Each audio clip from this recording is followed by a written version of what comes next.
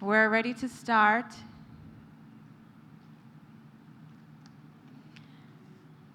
So we're pleased to have you here at the GEF Day. Thank you so much for coming, and we hope that you'll be able to stay with us for the entire session.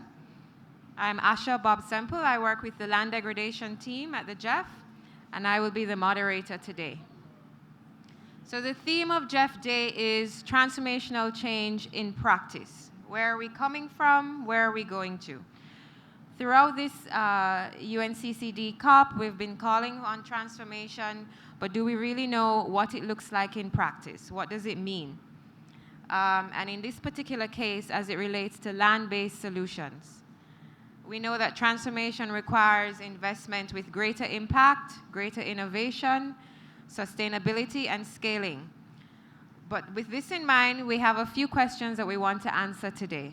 What do we mean by transformational change?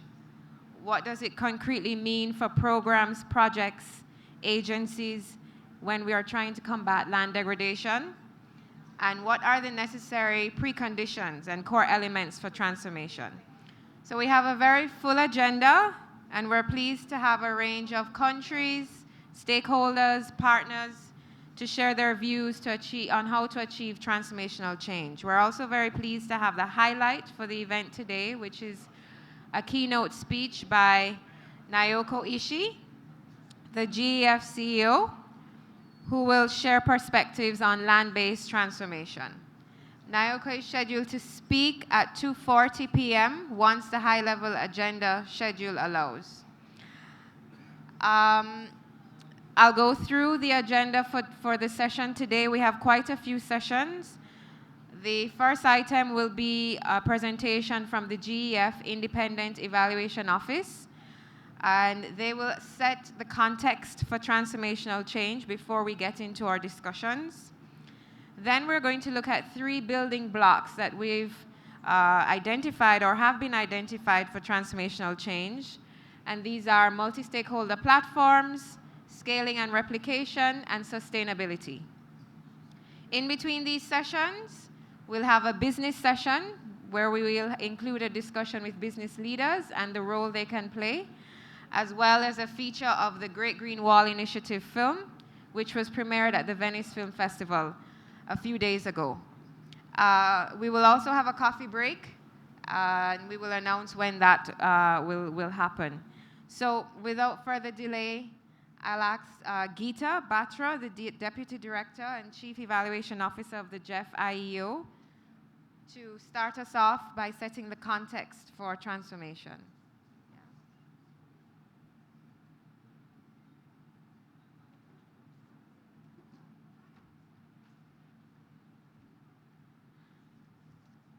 Thank you, Aisha.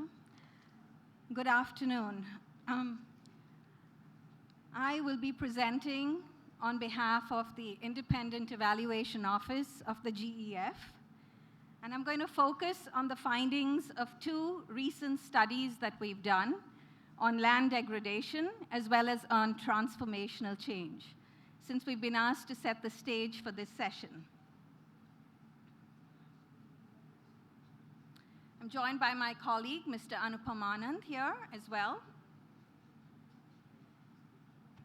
This slide shows you where GEF's land degradation projects have been focused and concentrated. Highly relevant areas in Africa, Latin America, and Asia. GEF has done about $3.4 billion in terms of financing and generated a high amount of co-financing for the land degradation focal area, and more recently has moved towards integrated landscapes, also addressing socio-economic drivers in addition to environmental drivers. So in addition to being highly relevant, the GEF is highly supportive of the strategic plans of the UNCCD towards a land degradation neutral world by 2030.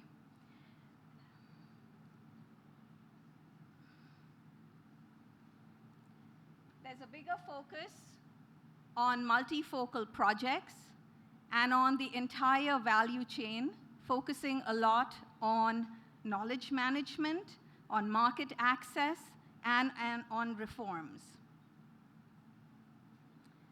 So what have been the results of land degradation to date by the GEF? You notice a very high percentage of projects have had very successful outcomes, about 76%. In addition, positive outcomes on vegetation productivity, which has increased by about 1.3%, as well as it's actually also reduced forest loss by about 1.3%. So 76% of the projects have positive outcomes. You have improved vegetation productivity, and you have a decline in forest loss.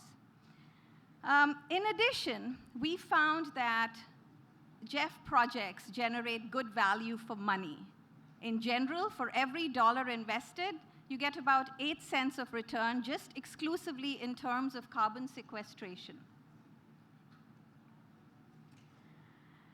Now coming to the topic of this session. Do good results? Does effectiveness and efficiency guarantee transformational change? The answer is no, because transformational change involves a lot more. Transformational change is deep, it's systemic, sustainable change with large-scale impacts. It's got to have 4 main characteristics: depth of change in terms of interventions which support fundamental change in the system or the market. In terms of scale, interventions should create full-scale impact at the local, the regional, or the national level. It's got to be sustainable. Transformational change is not a one-shot deal. It's got to be sustainable in the long term, financially sustainable, have government support. In other words, this is what transformational change would involve. It's got to involve good inputs in terms of quality of implementation and execution. It's got to take into account good contextual factors in terms of the policy environment, in terms of land degradation. Is it taking into account migration? In terms of outcomes, you're measuring scale of change, depth of change. But most importantly, there has to be some ambition for transformational change. So projects at the very outset should have some ambition for driving transformational change. GEF has been pretty successful in actually driving transformational change in a number of projects. I'm going to highlight a few examples here from different countries where GEF has supported transformative change through its land degradation projects. So the first one in Namibia, in terms of protecting dry land ecosystems and improving the protected areas' management effectiveness. You had 98% of the protected areas were improved. You had system-level change in terms of increasing management effectiveness, and the change was at a national level. The financial sustainability was provided by increased budgetary allocations. Moving on to the Amazon, there was an increase in the protected area systems. Again, it was a large change at a regional scale, and it was sustainable in terms of an endowment fund. Of course, we all know that there has to be government commitment as well to enable long-term sustainability. And now coming home in terms of a project in India that has been implemented in a number of states. The SLEM project, Sustainable Land and Ecosystem Management, has been implemented in Uttarakhand, in Nagaland, and in Madhya Pradesh. Most importantly, these projects have been responsive to country strategy. They've used a very tailored approach in all the different stages, catering to local conditions. And finally, they have built mainly on participatory approaches in decision making.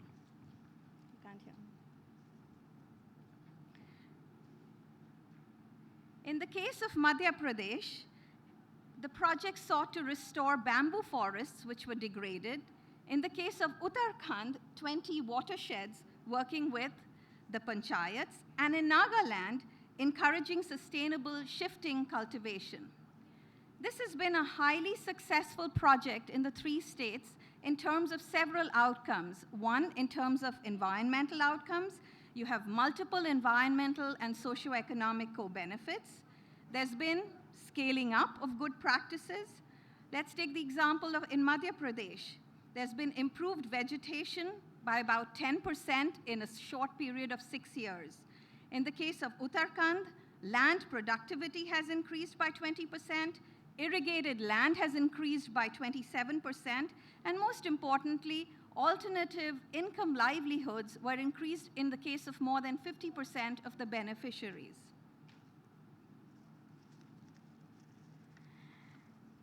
In all cases, and from an evaluation standpoint, we all know there are opportunities for improvement in all cases. So one is, in the case of the SLEM project, there's clearly a need for government commitment at all levels for project success to continue. Definitely need private sector involvement for market transformation so that they can uptake the consumer products that are being produced in terms of alternate livelihood projects.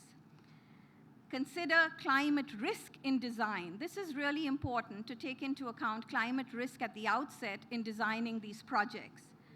And finally, I think I wouldn't do my job unless I said there has to be systematic monitoring and evaluation of results if one has to learn from these experiences. So in all these projects, there were internal factors, there were external factors, there were outcomes that were achieved, and most importantly, the UNCCD has actually issued a lot of guidance in terms of what should transformational LDN projects contain. And you see, in hindsight, all these successful outcomes and the factors that we referred to in our evaluation were also pointed out in your recent guidance by the UNCCD.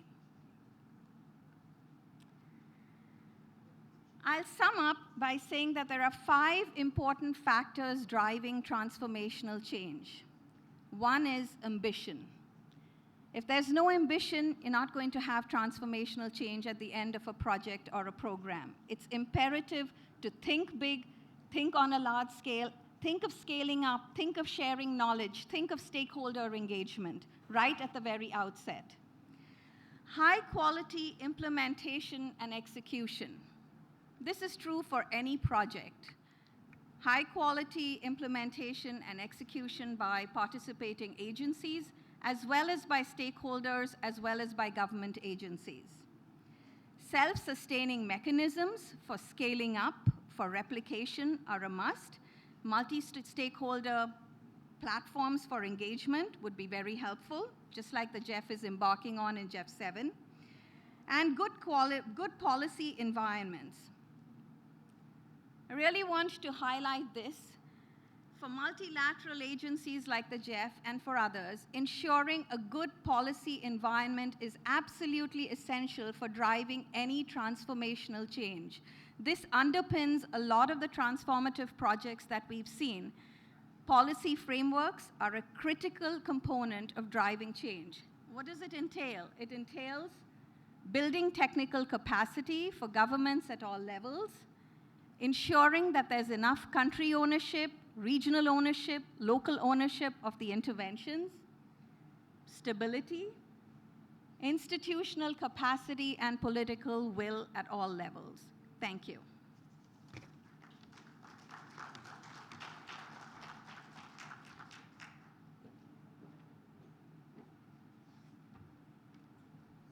Thank you very much, Geeta. I think that perfectly set the context for our next session, which will be moderated by Jean-Marc Sinosamy of the GEF.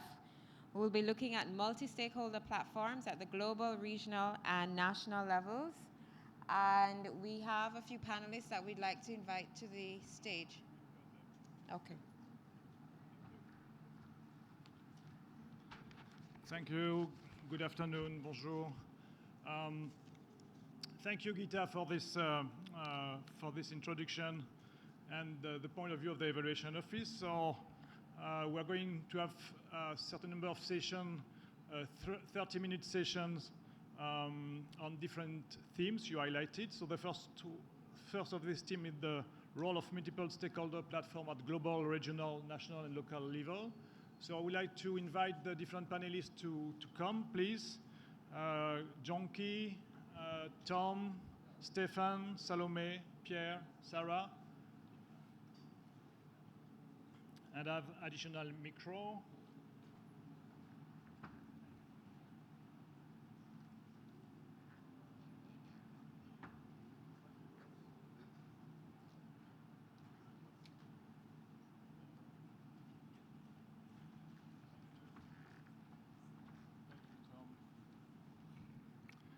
So we thought we are here in a learning process to share experience from different programs, organization, partners, and to ask questions and share our doubts and improve our way of doing. So I would like to give the floor first to Jonky Tenu. Jonky Tenu works for IFAD and is a coordinator of the regional project developed under the IEP, the Integrated Approach Pilot on Food Security.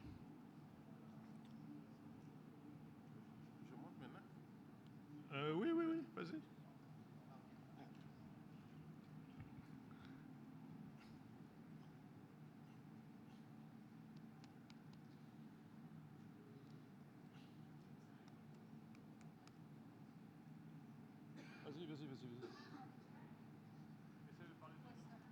Oh. Tiens, celui-là, il marche. Vas-y, parle de là. Vas-y, parle. Okay, thank you, Jean-Marc, for the opportunity given to me to speak on the role of multi-stakeholder platform in IIP food security program. As we know, a transformation implies getting impact at scale. For systems change, it is therefore important to have both.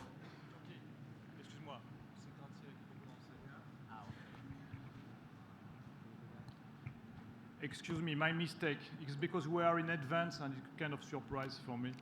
I would like to give the floor to Graziella from the staff to hear the point of view from science and have some definition before starting the discussion. Sorry for that. Thank you.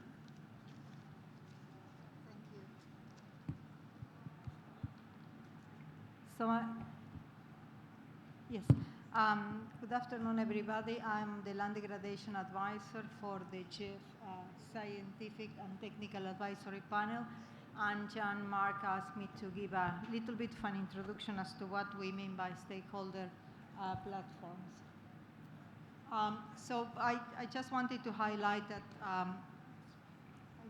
need to see the screen.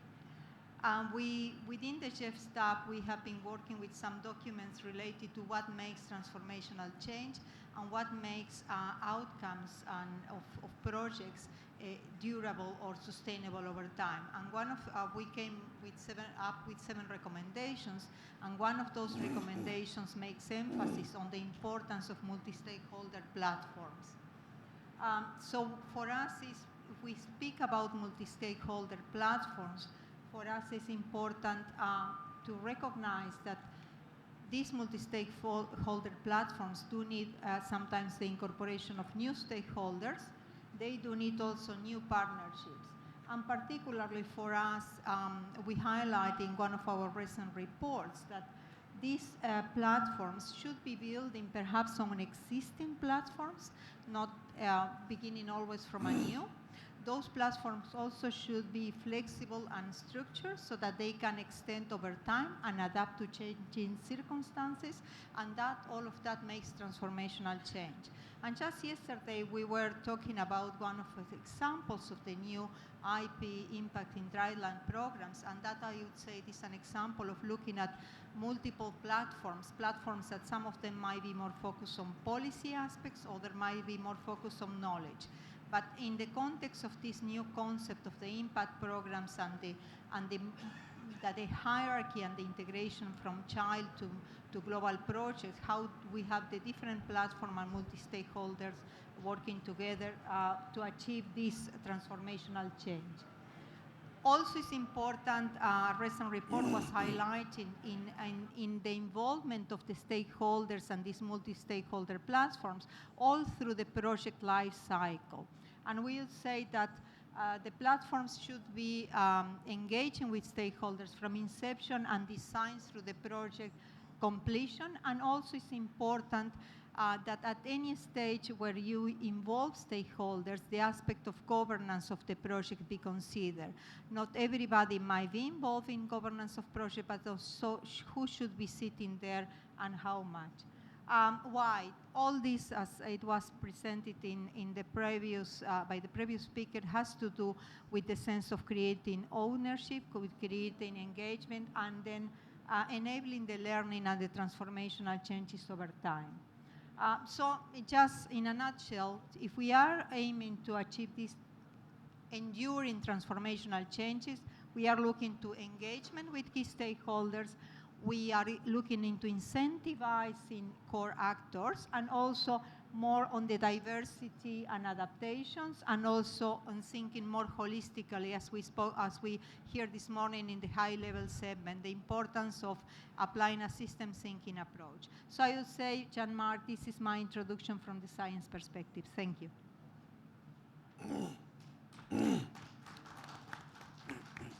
Thank you very much, Graziella. Very useful and very inspirational. So now I can redo it. Jonky, please. Okay.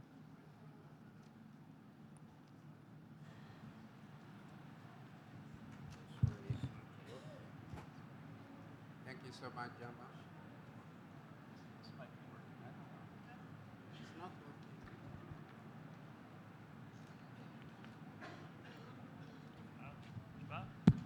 Ça marche. Okay, thank you so much. I'm Jonky Tenu, the tax manager of GEF IIP program that we call now a Resilient Food Security Program. Is one of the 3 flagship programs launched by GEF, but implemented by IFAD and partner. So when we talk about multi-stakeholder platform, multi-stakeholder platforms are playing a pivotal role in attaining the goal by addressing complex challenges in transforming agriculture sector for food security in sub-Saharan Africa.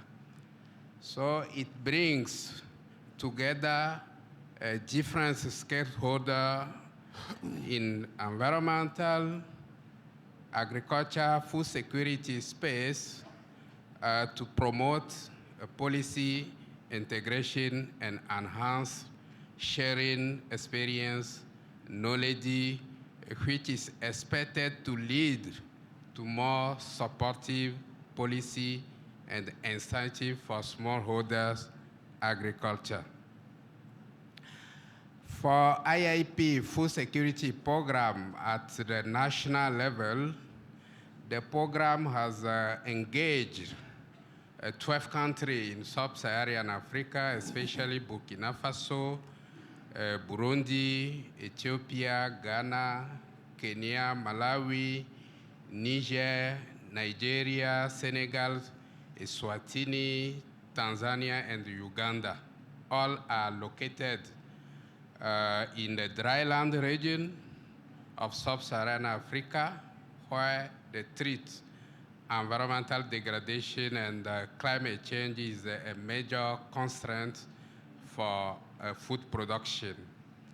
So the program is establishing a functioning multi-stakeholder and outreach framework at different levels to facilitate dialogue between different actors, including private sector, to align a sound value chain approach, sustainable land management, and integrated natural resources management priority to food security frameworks to ensure a long-term sustainability and resilience to agroecosystem and food system.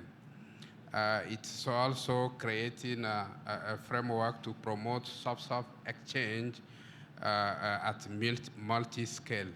If I took example of Kenya, we are supporting the country to set a multi-stakeholder platform and multi-scale at multi-scale to support policy development, institutional reform, and scaling up the integrated natural resource management.